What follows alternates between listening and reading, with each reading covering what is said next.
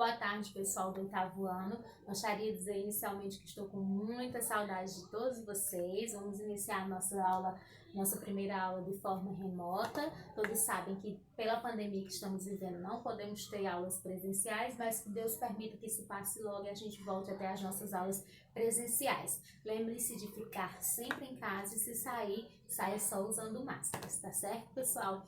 Nós vamos relembrar o que a gente falou do sistema digestório, porque já está com certo tempo, né? Então vamos fazer uma repaginada em tudo que a gente viu de digestório, tá certo?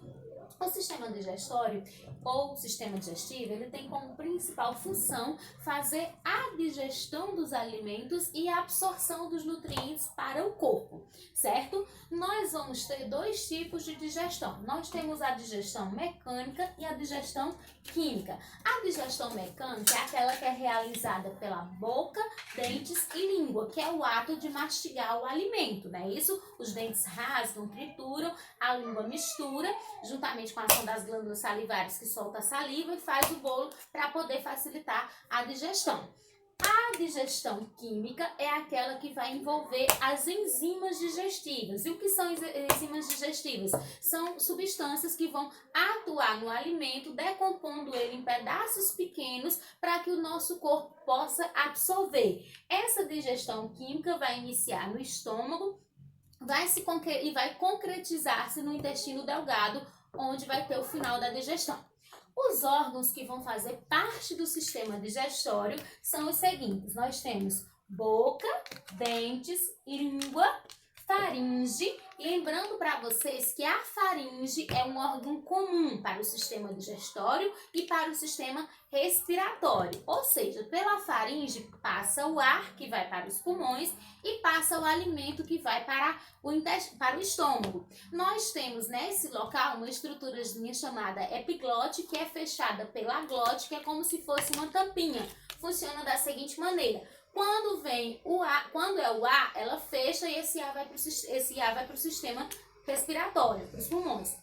Quando é o alimento, ela abre e permite a passagem do alimento para o sistema, para o estômago, do esôfago para ir para o estômago, certo? Aí nós temos o esôfago, nós temos o estômago, o intestino delgado, o intestino grosso, o reto e o ânus, tá certo? Falando um pouquinho da função de cada um deles, a boca ela é a primeira porta de entrada do alimento, né? Então ela tem função de permitir a entrada do alimento. Os dentes têm a função de rasgar e triturar o alimento. A língua tem a função de misturar esse alimento, sempre lembrando que esse alimento vai ser umidificado, molhado pelas glândulas salivares, que produz a saliva, certo? Aí nós temos a faringe, que eu já falei da função dela. O esôfago, ele vai ser um canal, como se fosse um tubo, né, que vai levar o alimento até o estômago. O estômago, ele é como se fosse um saco oco. Dentro do estômago, como a gente viu nas aulas anteriores, ele é todo revestido por uma mucosa, tem uma mucosa que é revestida, coberta por um muco, que é uma secreção como se fosse o catarro, né? Isso, uma secreção parecida, e que serve para proteger as paredes do estômago. Por que essa proteção se faz necessária? Porque dentro do estômago nós temos o suco gástrico, que é constituído de proteínas, de pepsinas, na verdade, que são enzimas digestivas que digerem as proteínas, e também, no caso, vai ter o ácido. Um dos exemplos é o ácido clorídrico. Então, esse ácido, ele é forte, ele poderia causar feridas na parede do estômago. Aí tem essa proteção de muco justamente para não acontecer isso. Em alguns casos, como a gente viu, isso pode acontecer, né? Essas feridas que podem causar desde uma gastrite, que é algo mais leve, até uma úlcera, que é algo mais forte, que são feridas na parede do estômago. Então, no estômago, nós vamos ter o início da digestão aqui, ó, nessa parte, boca, dentes e língua, a gente tem a digestão mecânica. Aqui no estômago vai se iniciar a digestão química. Lembrando que no estômago vai acontecer a digestão das proteínas pela enzima chamada pepsina. No intestino delgado, que é como se fosse aquelas partes, por exemplo, fazendo uma analogia com o boi, que a gente conhece, aquelas tripas, que a gente chama de tripa, né? As partes internas do boi, aquela tripa fina seria como se fosse o nosso intestino delgado. No intestino delgado é a região onde vai de fato acontecer a digestão, é onde a digestão vai ser concluída.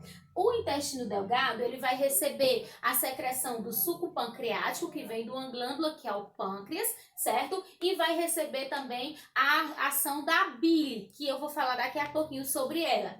Então, no intestino delgado, vai finalizar a digestão química, as partículas vão ser quebradas em partes menores e tudo que for útil, que for nutriente, o corpo vai jogar no sangue e o corpo vai absorver. Então, a gente pode dizer que é no intestino delgado que acontece a maior parte da absorção de nutrientes durante a digestão.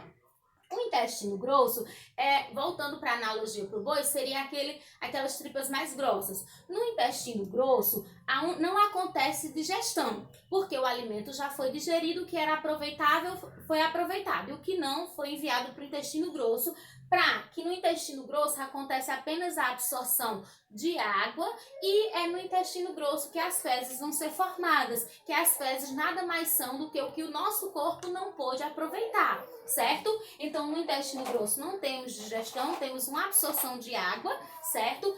E aí nós temos o reto. O reto, ele recebe esse nome que é como se fosse uma tripa que ela fica assim, ó, reta, por isso que recebe o nome de reto. E ao final do reto nós temos o ânus, que é por onde as fezes serão eliminadas do nosso corpo, certo? As glândulas acessórias do sistema digestório, eu já falei de algumas, mas vou repassar, são as seguintes: glândulas salivares, que tem a função de produzir a saliva. A saliva, é importante lembrar que ela também faz a digestão do amido, graças à presença da amilase salivar ou pitialina, que é uma enzima que existe na saliva. Então, o amido, quando ele entra na nossa boca, ele já começa a ser digerido na boca.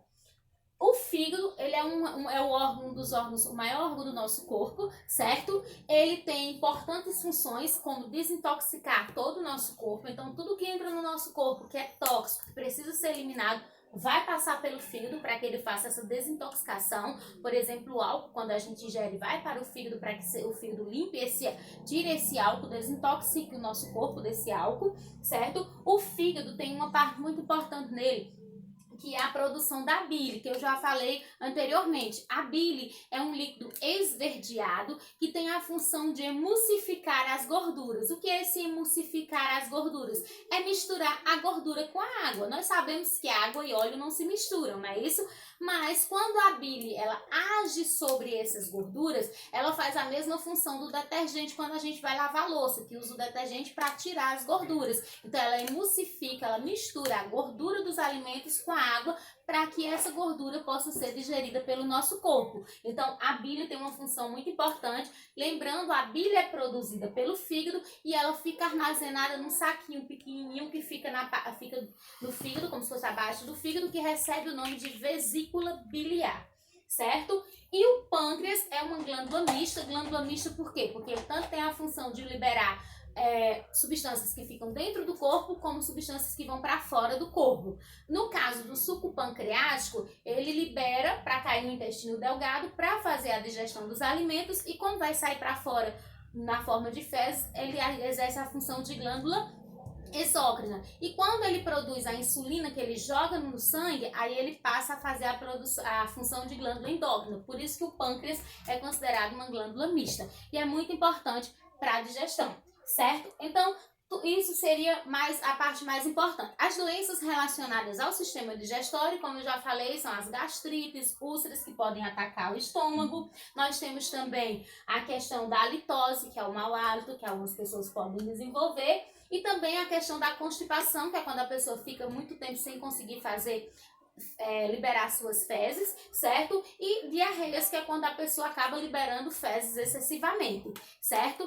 Bom, pessoal, por hoje era só isso, a nossa revisão. Eu vou postar, além da videoaula, eu vou estar postando fotos do conteúdo e vou estar postando uma atividade para vocês resolverem, assistindo a aula e pesquisando nas fotos do conteúdo. Resolvem a atividade e postem as respostas no nosso grupo. Eu estarei disponível para vocês das 1 até as 3h15, que é o meu horário de aula. Então, resolvam, postem no grupo para me corrigir e na aula seguinte eu faço a correção oral e a gente segue com mais conteúdos. Por hoje era só. Tchau, pessoal!